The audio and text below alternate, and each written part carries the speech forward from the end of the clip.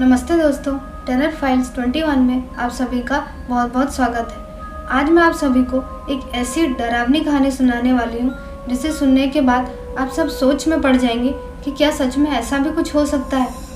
तो बिना देरी किए बढ़ते हैं आज की कहानी की ओर। लेकिन उससे पहले मेरी आप सबसे एक छोटी सी रिक्वेस्ट है कि अगर आपने अब तक इस चैनल को सब्सक्राइब नहीं किया है तो ज़रूर कर लें। स्कूल की गर्मियों की छुट्टियाँ पड़ चुकी थी। रिया अपनी मम्मी सुमन और पापा विनोद के साथ ननिहाल जाने के लिए पूरी तरह से तैयार हो चुकी थी। वैसे तो उन्हें ननिहाल के लिए शाम को ही घर से निकल जाना चाहिए था, पर विनोद को ऑफिस में काम होने के कारण काफ़ी रात हो गई। सुमन ने कहा कि अभी तो दिन काफ़ी ढल चुका है, हम कल सुबह होते ही अलीगढ़ के लिए निकल जाएंगे। इस पर विनोद ने कहा, दिन ढल गया तो क्या हुआ, हमें कौन सा गाड़ी बदलना है, हमारे पास खुद की कार है भाई। रिया भी जिद करने लगी कि उसे नानी के घर जाना है। आखिरकार रिया और विनोद के बहुत ज़्यादा जिद करने पर सुमन जाने के लिए तैयार हो गई, लेकिन अंदर ही अंदर न जाने क्यों उसका मन घबरा रहा था। विनोद कार चला रहा था, सुमन और रिया पीछे की सीट पर बैठे थे। जिस गांव में उन्हें जाना था वो गांव अलीगढ़ से करीब 20 किलोमीटर आगे था। ड्राइव करते करते वो अलीगढ़ तक पहुंच चुके थे, लेकिन आगे का रास्ता कच्चा और सुनसान था।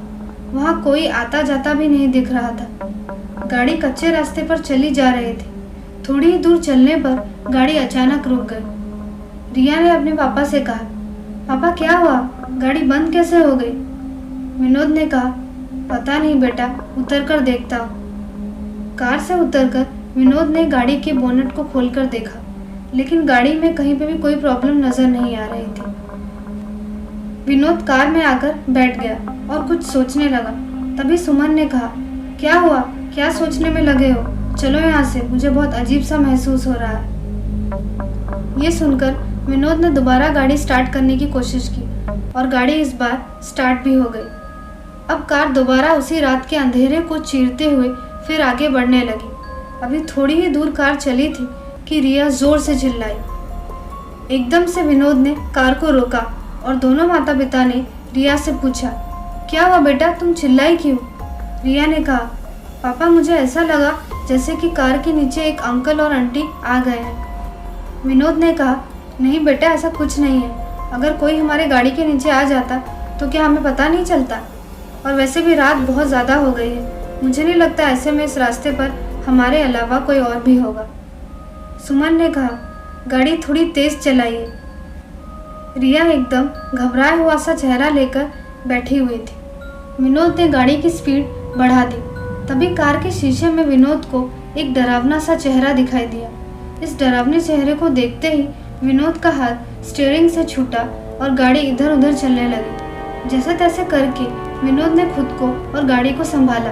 तभी सामने एक महिला और आदमी दिखाई दी जो गाड़ी को रोकने का इशारा कर रहे थे, लेकिन विनोद ने गाड़ी ना रोकते हुए गाड़ी की स्पीड बढ़ा ली, क्योंकि अब उसे अपनी बेटी की बातों पर पूरा विश्वास हो चुका था। तभी गाड़ी चलाते हुए विनोद ने देखा कि वही महिला और आदमी जिनको विनोद ने पीछे छोड़ा था वो फिर से सामने आ खड़े हैं और गाड़ी को रोकने का इशारा कर रहे हैं।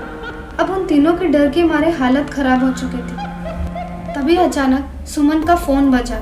फ़ोन पर सुमन का भाई अर्जुन था, जो पूछ रहा था कि वो तीनों घर कब पहुंच रहे हैं। सुमन ने उन दोनों महिला और आदमी के बारे में अर्जुन को सब बताया। तब अर्जुन ने कहा, दीदी आप चिंता मत करो, मैं अभी आता हूँ। और 10-15 मिनट्स के बाद ही वो रास्ते पर आ पहुँचा था। विनोद ने गाड़ी रोकी और कहा, अच्छा हुआ अर्जुन तुम आ गए, पता नहीं क्या हो रहा था हमारे साथ, कुछ समझ नहीं आ रहा है। अर्जुन भी उन तीनों के साथ कार में आकर बैठ गया और वो सब घर की ओर निकल गए। विनोद, सुमन और रिया का डर अब एकदम अर्जुन के आ जाने के बाद से खत्म हो चुका था। कुछ देर में सभी लोग घर पहुंच गए।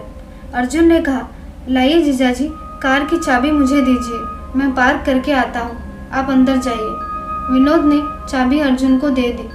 जैसे ही रिया और उसके मम्मी पापा ने घर में एंटर किया, तीनों चौंक पड़े, क्योंकि घर में सब लोग रो रहे थे और सामने ज़मीन पर किसी की डेड बॉडी रखी हुई थी। सुमन ने कांपते हुए सामने रखे डेड बॉडी के चेहरे से कफन को हटाया तो पाया कि वो लाश किसी और की नहीं बल्कि सुमन के भाई अर्जुन की थी। जिसकी मृत्यु हो चुकी थी। ये देखकर सुमन, रिया और विनोद के पैरों के तले की जमीन खिसक गई। सुमन के पिता ने बताया कि रात 9 बजे अर्जुन अपनी बाइक से घर आ रहा था। तभी एक ट्रक ने उसकी बाइक को टक्कर मार दी, जिससे मौके पर ही उसकी मृत्यु हो गई। ये सुनते ही सुमन फूट फूट कर रोने लगी। लेकिन सवाल ये उठता है, अगर अर्जुन मर चुका था तो जो बाहर था वो कौन था? दोस्तों, अगर आपको आज की कहानी पसंद आई हो तो वीडियो को लाइक करना ना भूलें और साथ में चैनल को सब्सक्राइब भी कर दें। धन्यवाद।